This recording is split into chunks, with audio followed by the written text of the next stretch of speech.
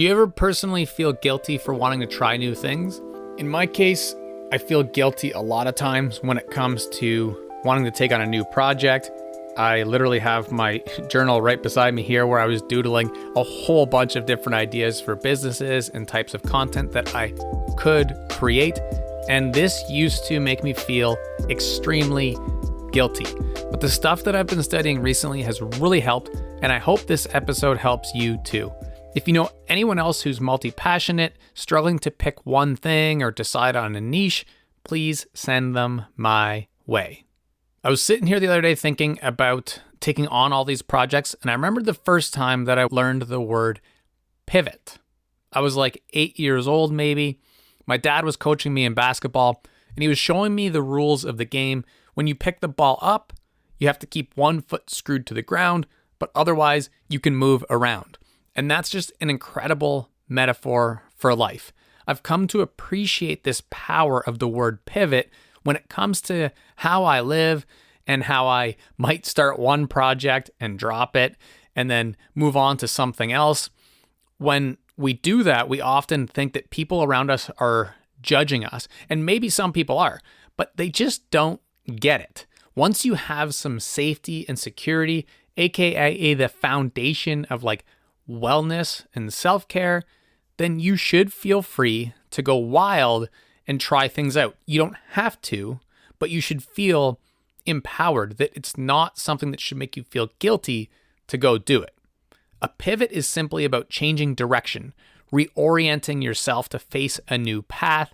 And I suppose that this appreciation is similar to what my friend Paul talks about in his book, The Pathless Path. A willingness to reimagine how we see life as a lot more random and unpredictable in ways. Instead of a straight, linear journey down one single highway, you might find some joy you wouldn't have discovered otherwise by switching roads or even vehicles altogether. Each pivot or new path can be a chance to discover new parts of you or those who you serve. Now, it might seem difficult to believe that you can really completely reinvent yourself, but the reality is that less and less of society is guaranteed these days. Sometimes society makes us reinvent ourselves, and I hope that's not the case. I hope for you that this is more of like a bonus. But as we move further away from a predictable schedule and work style society of the factory days to a much more interconnected, crazy creative world, we can't really predict everything.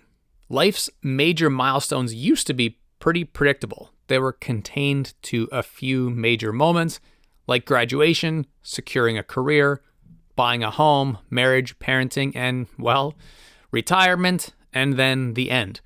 But now, instead of 5 or 6 of these moments, we might have 20 or 30. I don't want to bore you with listing out mine, but I feel like it's over 10 now. A midlife crisis doesn't really need to be a thing anymore.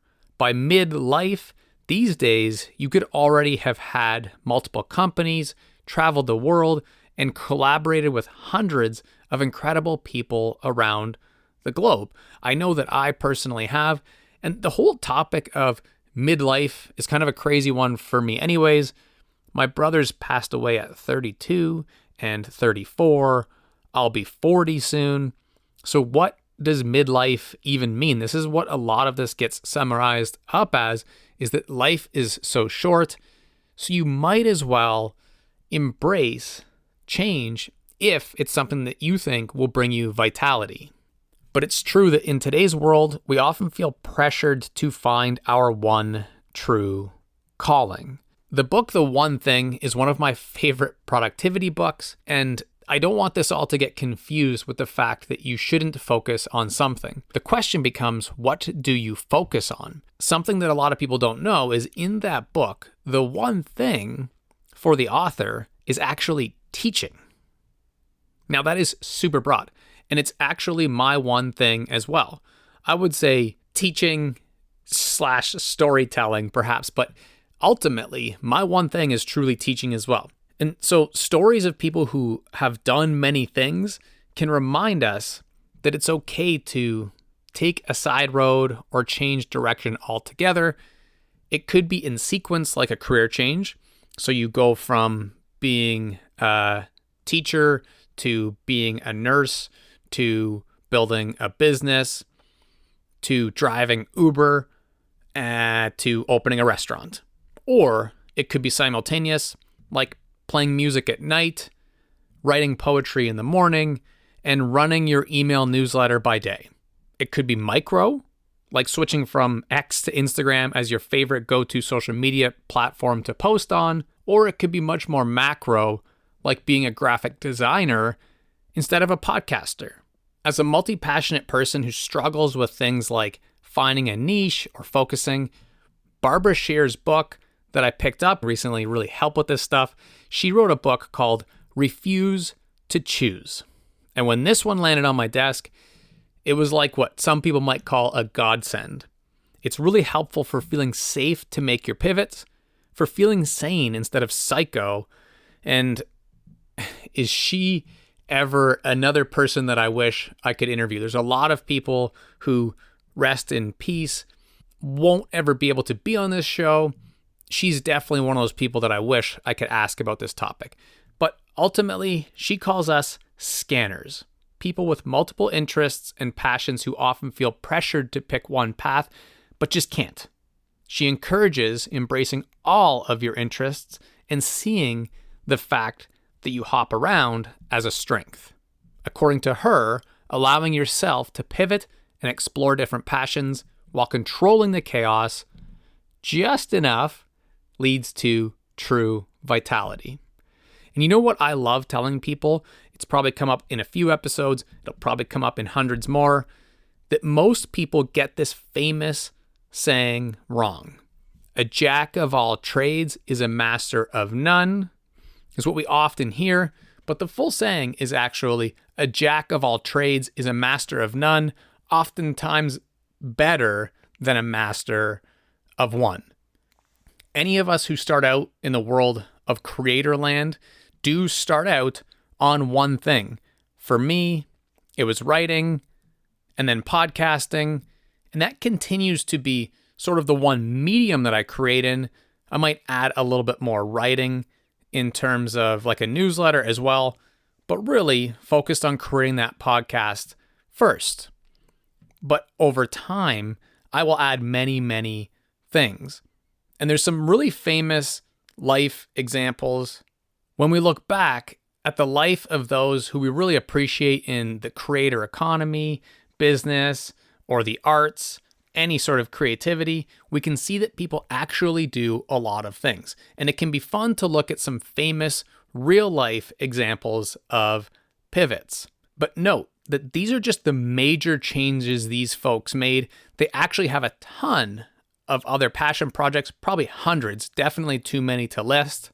But some of these people will definitely ring a bell. So Arnold Schwarzenegger is a classic example of someone who successfully pivoted many times, from Mr. Olympia as a bodybuilder to a wildly successful actor and eventually getting into politics. Martha Stewart began her career as a stockbroker on Wall Street, later pivoted to become a successful caterer, a cook, and these ventures led her to writing her first cookbook, which led to getting into the world of publishing. And overall, she's continued to build a massive empire with hundreds of business pillars.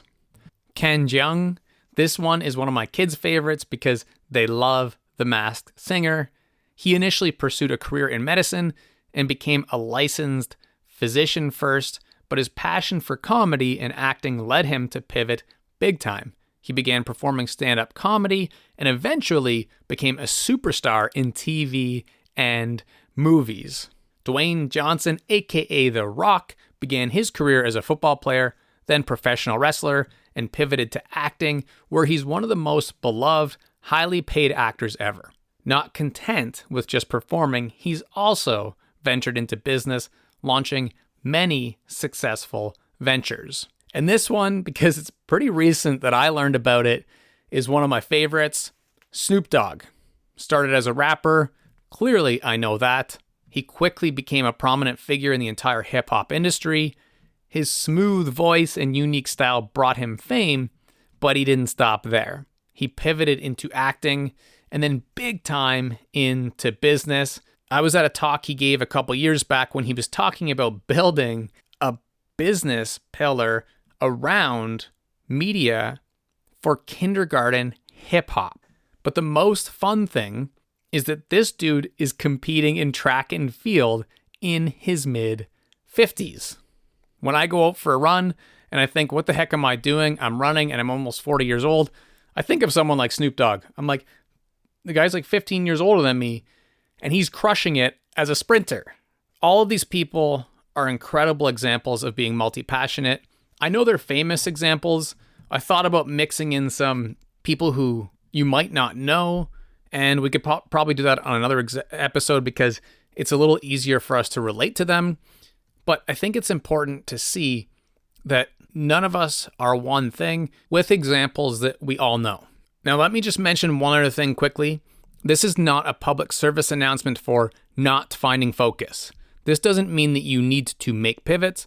Focusing is exactly what many people need. A single, predictable path is helpful to many of you. What this is a reminder that for those of us who struggle to go super niche or pick just one thing, you really can make big changes relatively quickly. That we shouldn't feel guilty for wanting to change. Life's literally too short for that shit.